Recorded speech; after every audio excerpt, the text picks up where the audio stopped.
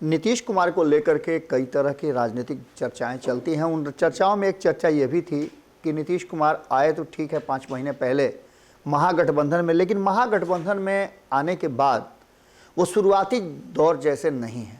बहुत कुछ बदल गया है और लगातार जिस तरह की चीज़ें सामने आ रही हैं उससे बहुत कुछ बदल रहा है। और इसी बीच में उपेंद्र कुशवाहा, जो कि नीतीश कुमार ने उपेंद्र कुशवाहा को लाया किस लिए था, ये सभी जानते हैं कि लौह समीकरण को मजबूत करने के लिए और भारतीय जनता पार्टी को जवाब देने के लिए। उपेंद्र कुशवाहा ने अपना काम बाखूबी किया और भारतीय जनता पार्टी को माकूल जवाब जो चाहिए था वो दे दिया। नीतीश कुमार को प्रधानमंत्री के रूप में प्रोजेक्ट कर दिया और इन सब के बाद लगातार वो तैयारी कर ही रहे थे कि इसी बीच में उपेंद्र कुशवाहा को लेकर के और दोष खास करके उपेंद्र कुशवाहा को देना शुरू हो गया एनडीए से नीतीश कुमार के बाहर होने को लेकर के।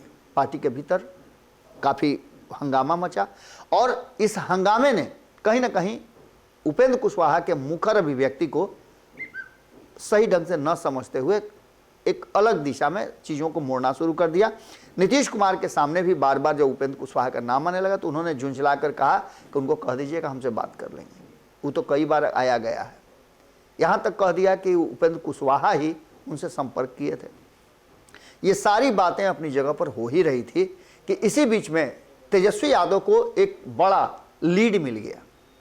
वो लीड था कि आप समझते हैं ना कि राजनीतिक लोग जो हैं, राजनीति करने वाले सत्ता में बैठे लोग हैं या विपक्ष में जो लोग हैं, उनका इंटरनल इनपुट बहुत तगड़ा होता है। भले ही सत्ता में बैठे या 17 साल से नीतीश कुमार हैं, 8-9 साल से केंद्र की सत्ता में और बिहार में भारतीय जनता पार्टी भी है, लेकिन तेजस्वी यादव का भी इनपुट कमज़ोर नहीं है। तेजस्वी यादव के बयान बदलते, वो आपने सुना ना होगा कि 100 सुनार की और 1 लुहार की, जितनी भी बयानबाजियां चल रही थी उसके पीछे कहीं ना कहीं राजनीतिक मंशा जरूर थी। यूं ही कोई बयान नहीं देता है। जहां एक तरफ ये विराम लगा दिया गया हो कि कोई भी बयान नहीं देगा, तो इस तरह के बयान देना और उस पर टिके रहना, ये 2 अलग बातें हैं। कभी गलती से निकल भी गया कुछ मुंह से तो तुरंत उसकी माफ़ी मांग ली जाती है और मामला वहीं डाइल्यूट कर दिया जाता है। लेकिन इस बार मामला कुछ दूसरा था। चाहे वो सुधाकर सिंह का मामला हो, जो नीतीश कुमार पर लगातार हमला कर रहे हैं और उनको अप्रिशिएट कर रहे हैं जगदानंद सिंह।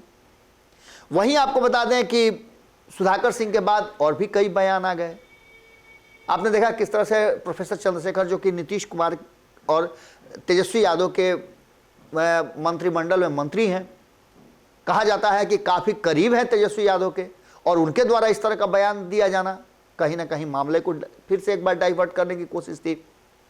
यानी कि सीधी तौर पे तेजस्वी यादव ये समझ गए थे और जो इनपुट मिल रहा था कि कहीं ना कहीं जो आदमी आरसीपी सिंह, उपेंद्र कुशवाहा, शरद यादव, इन सारे लोगों के साथ जो व्यवहार कर सकते हैं, तो क्या वो एक बार फिर से तेजस्वी यादव के साथ नहीं कर सकते हैं। इन्हीं सब बातों को लेकर के जैसे ही उपेंद्र कुशवाहा से दिल्ली में भाजपा के लोग मिले, इधर तेजस्वी यादव का जो माइंड है वो भी चेंज हो गया और नीतीश कुमार कहीं ना कहीं को भांपने में उनकी स्थिति जो है, और इससे पहले भी हमने आपको कई बार बताया है कि भारतीय जनता पार्टी को छोड़ दीजिए ना, जो सत्ता में बैठे लोग हैं, 7 दलों का दावा करने वाले, नीतीश कुमार से संतुष्ट उनके दल के लोग नहीं हैं।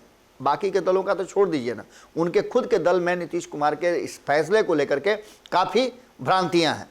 इन सब चीज़ों को लेकर नीतीश का मूड भांपते लालू मोड में चले गए हैं तेजस्वी यादव, और उन्होंने अपनी सेना तैयार कर ली है।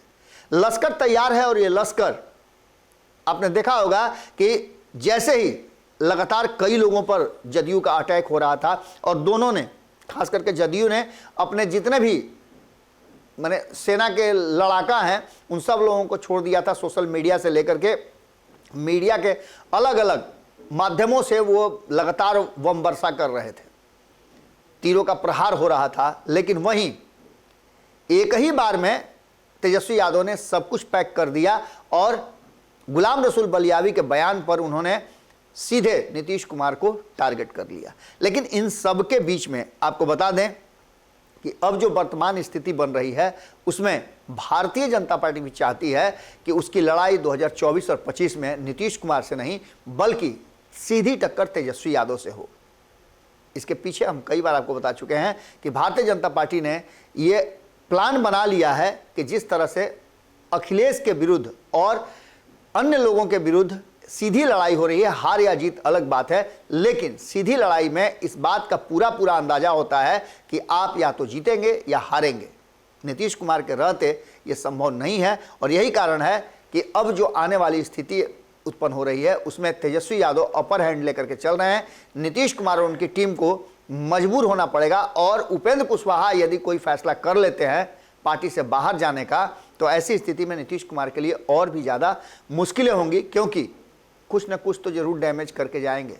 आरसीपी ने डैमेज किया था, अब उपेंद्र कुशवाहा की शक्ति भी मिल जाएगी तो निश्चित रूप से नीतीश कुमार के लिए मुश्किल होगा। और उसमें भी अगर तेजस्वी यादव ने अपनी सेना तैयार कर ली, जो अब तक चुपचाप नीतीश कुमार का हर बात स्वीकार करते जा रहे थे, तो इस सरकार का आगे कंटिन्यू करना बड़ा मुश्किल हो जाएगा। जुड़े रहिए भारत लाइव के साथ, अगली खबर में जल्दी ही मुलाकात होगी। अगर ये वीडियो पसंद आई और वह बिहार के राजनीति और बिहारियत से सरोकार रखेनी तो सब्सक्राइब बटन दबा के चैनल के सब्सक्राइब कर ली। ओजे एगो घंटी बा, ओकरा बटन दबा देला से कुल सटीक और मारक खबर रुआ मुफ्त में मिल जाई। अगर रुआ पत्रकारिता के हमनी के नया प्रयोग में सहयोग कर चाहतानी तो ज्वाइन बटन दबा दी। पेटीएम नंबर नोट कर ली